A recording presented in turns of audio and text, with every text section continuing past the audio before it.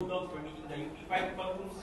9-5, the Bulldogs are now at 2-1. We have Coach D.A. Olan and Team Area.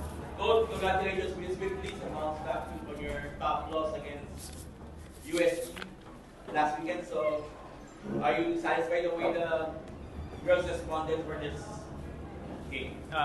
Yes, it's a better effort for us. So I'm happy with the bounce back win. Thank you, Putin. You have 26 points, 3 rebounds, 2 assists, 5 steals, 1 block, and plus third one.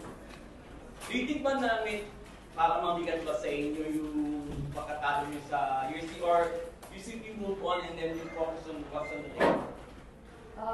Siyempre may part na mabigat yun para sa amin as a defending champ, but yun nga, parang ang mindset namin na NDU basketball is mag-move forward kami palagi kahit ano man yung maging resulta. Kaya nakapag-bounce back kami. Thank you. Okay. Dave, sa'yo may extra motivation ba? Yun nga, nalimit ka kasi nung UST nung last game. So, ngayon, 26 points.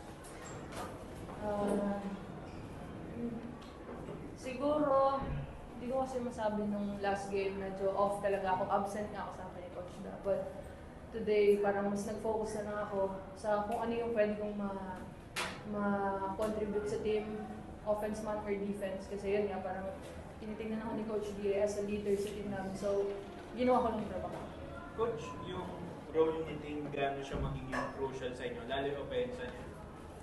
Well, alam naman namin yung ano talaga, yung kayang gawin ni Tine sa court. It's just yun nga, she just have to be consistent talaga. And yun, realizing yung full potential niya, I think he's getting better every year. So sana tuloy-tuloy, sana tuloy-tuloy.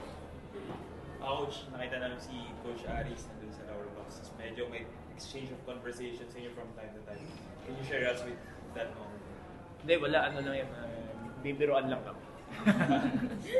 Well, Coach Aris has always been there. So, sabi ko nga, kasama ko naman siya sa Blackwater every day. So,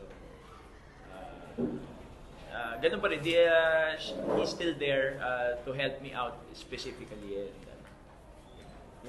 Coach, entering this game, UP unbeaten through 2 games. Kayo, paano mo lang, lalagay kayo sa talo, paano mo lang kinip yung composure and focus ng girls? Kasi undefeated UP kayo, galing kayo sa talo. Paano nyo lang kinip yeah.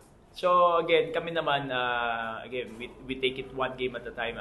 Again, we prepare every game, kahit sino kalaban namin, we prepare hard. So again, ito naman, coming off a loss, we made sure na lahat yung aming pagkukulang last game on that loss is na-address namin.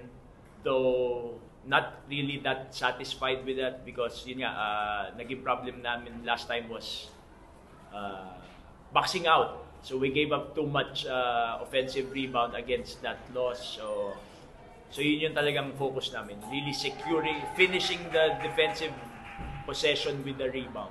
So, in next game, Adamson, nalaban ninyo, may mga familiar faces lang yung mga kakampi mo sa Gilas. So, gano'n ka-eager ka na lang kalabanin sa Lola kasi over the summer kakampi kayo sa Gilas. This time, balik you up ulit. Siyempre, excited pa rin kasi dahil nakasama ko sila sa 3x3 na tournament namin. Pero pagdating ng UAP, alam naman namin na competition is competition talaga. And yun nga, sabi ni Coach D.A., every team naman pinaghahandaan naman namin yung mga yan, kahit sinong team na makatapat namin. Congratulations, Coach D.A. and team. Thank you. thank you.